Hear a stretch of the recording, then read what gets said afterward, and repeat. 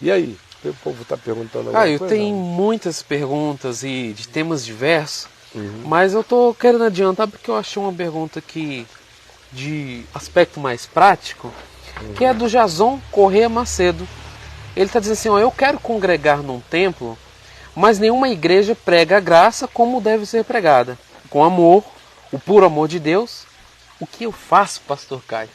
Eu acho que é uma pergunta realmente que responde não só a pergunta do Jason, mas muita gente que acha ter isso respondido, né?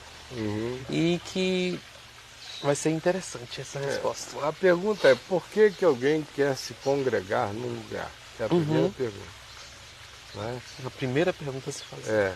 Então, se ele responder, eu quero me congregar num lugar onde eu possa crescer no Evangelho, aonde a minha ida não seja uma perda de tempo, aonde eu não vá para ouvir mais do mesmo sempre, aonde eu não vá para ouvir não só mais do mesmo sempre, porque existem mais do mesmo sempre que são essenciais, que se usa sempre, mas ouvir mais do mesmo que não é o Evangelho, que é só a repetição dessa ladainha que ele mesmo já sabe que não é graça de Deus, não é a palavra do Evangelho.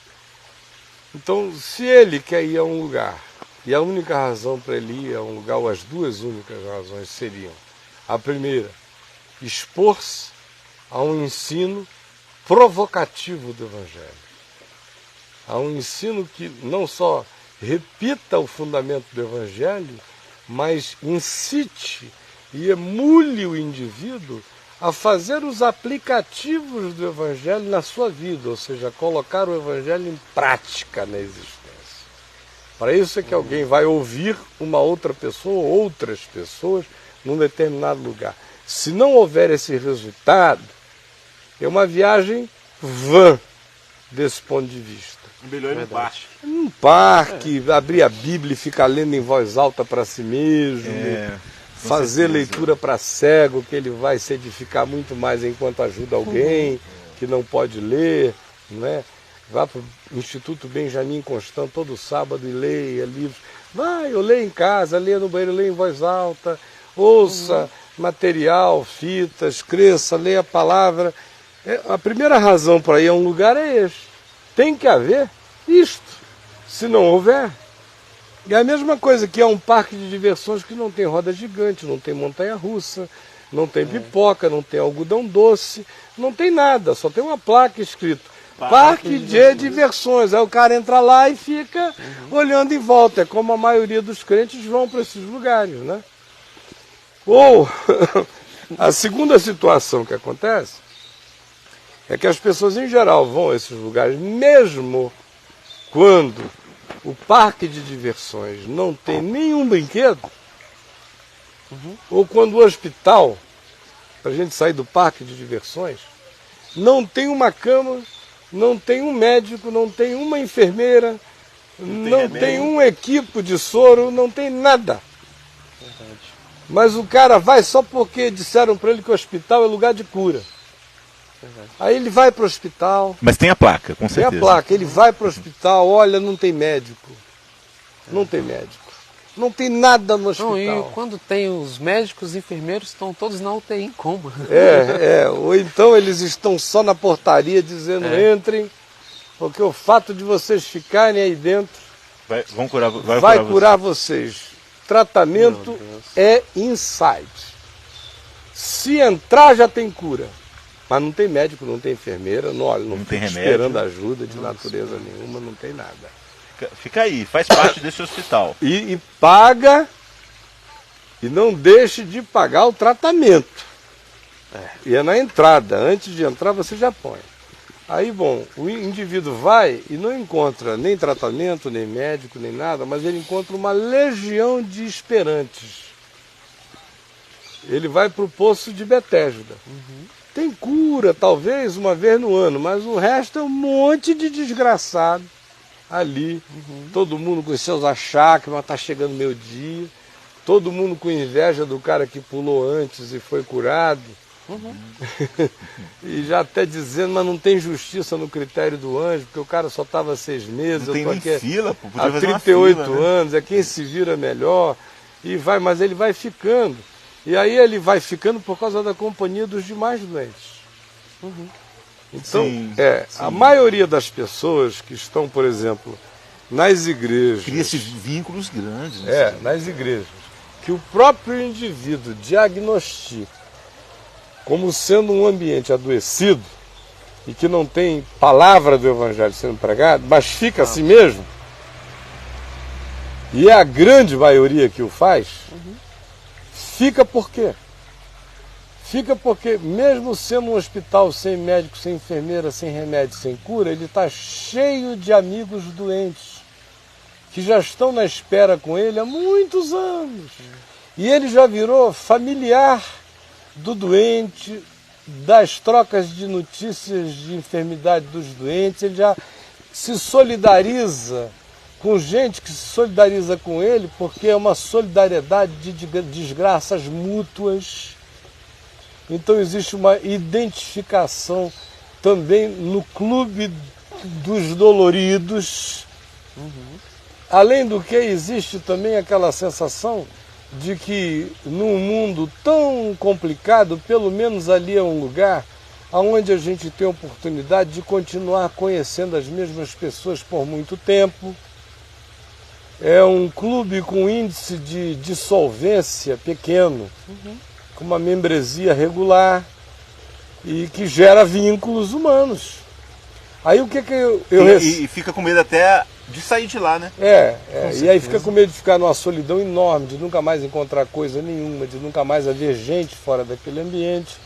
Até porque a maioria dessas pessoas, por mais libertas que elas achem que estão, por mais que a pergunta seja a de quem diz eu vejo, e eu vejo que não tem palavra, mas eu gostaria de me congregar, o que eu faço, para onde eu vou, mesmo assim, ao dizer isso, ele está implicitamente admitindo o condicionamento dele durante anos e anos e anos aí dentro, em que gera um latejamento nele que o faz ter essa pulsão por envolver-se com o ambiente, do contrário, o que ele sente é incompletude na alma dele, se ele não se envolver.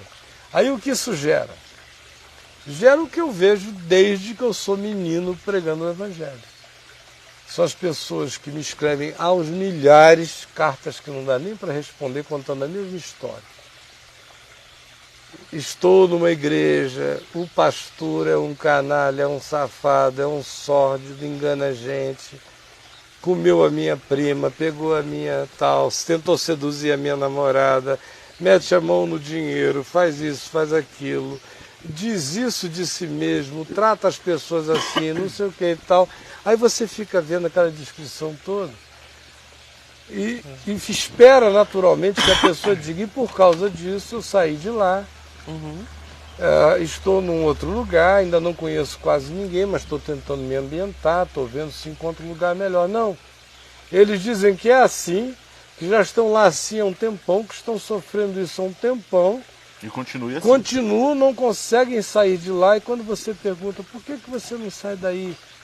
E ou começa uma coisa, ou convida amigos, inicia um processo simples, vá ler a Bíblia, orar, conversar, crescer na palavra, não se ocupar mais dessa ninharia, dessa fofocagem, dessa mafiosidade, dessa perversidade, não dê mais sua energia a isso.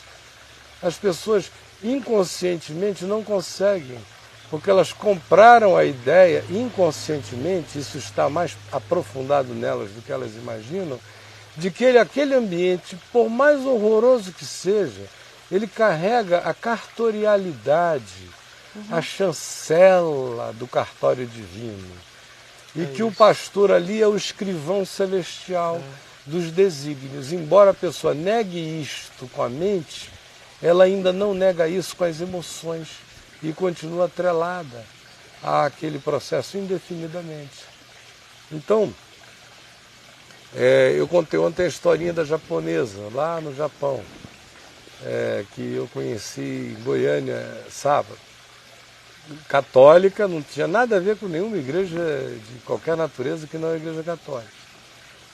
Alguém que era um evangélico muito chato, que começou a assistir a VMV TV e se converteu da sua chatice para natureza simples e misericordiosa do Evangelho de Jesus, impressionou tanto essa senhora que antes era tão atormentada pela crentice opressiva desse irmão, que ficou querendo saber o que tinha gerado essa mudança nele.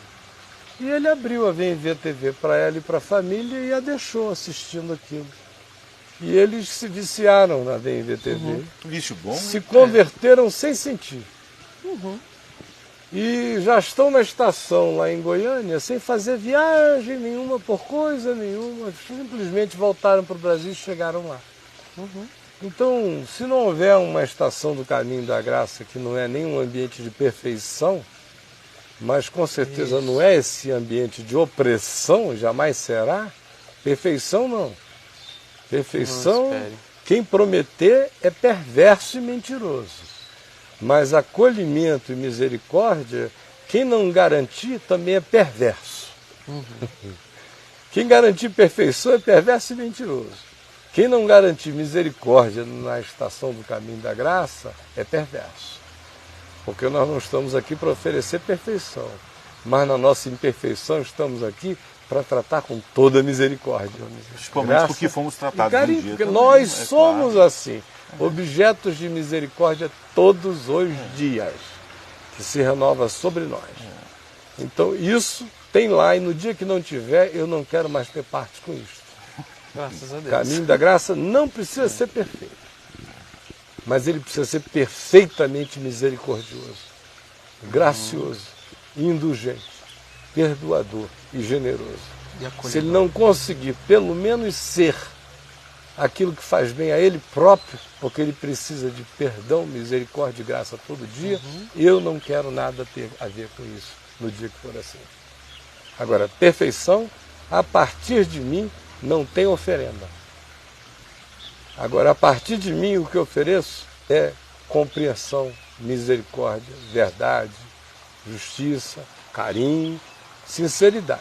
Se eu não puder oferecer isso, eu não quero me oferecer para mais nada na vida também. Então, minha sugestão é: entre no site, veja se tem um grupo aí perto de você, procure. Se não houver nenhum, me diga onde você mora e escreva. Eu encaminho para algum mentor do caminho no seu estado, e os mentores do Caminho da Graça não têm compromisso em trazer gente para o Caminho da Graça. Os mentores do Caminho da Graça têm o compromisso de facilitar a chegada das pessoas em algum lugar aonde ainda se pregue o Evangelho, seja uma estação do Caminho da Graça ou não. Esse é o nosso compromisso único e exclusivo. E é isso que eu teria a dizer a ele.